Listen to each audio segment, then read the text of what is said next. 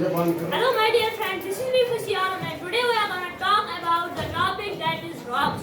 So what are rocks? Rocks are the naturally occurring solids which make up the solid layers of earth.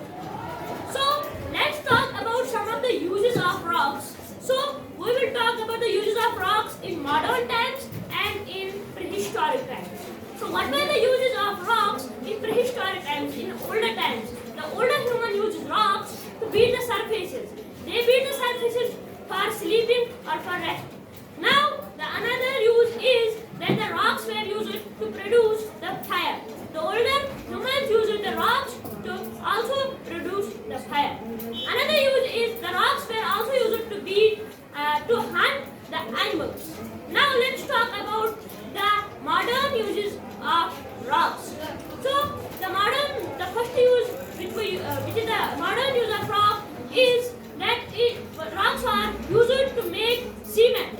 So by cement we can construct buildings, and the another use is today the rocks are also used to produce energy. Like coal is used to produce the energy from thermal power plants.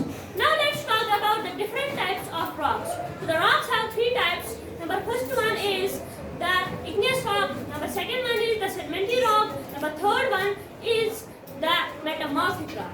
So first of all, let's talk about the igneous rock. Have you ever heard the word magma? So what is magma? I am here telling the short definition of magma. So magma is a hot liquid which is present under the surface of the earth.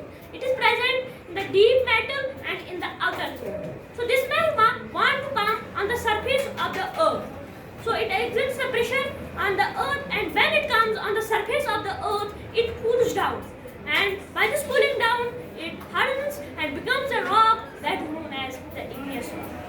So when the weathering and erosion happens, when the weathering and erosion occurs, so first of all, let me tell what is the weathering. Weathering means when the big rocks turn into, when they break and form the small sediments, this is known as weathering. And erosion means when the floods come and carry these sediments to the rivers. So from rivers have the pressure, it carries these sediments to the oceans. And in oceans these sediments form different layers. So the uppermost layers exert pressure on lowermost layers, and this form a rock that is known as sedimentary rock. So for example, if this is a sedimentary rock and it is present under the land, and this land exerts the pressure on this sedimentary rock, and under the surface there is also high temperature, and this forms a rock that is known as metamorphic rock. I hope you have understood this topic. Thank you for listening.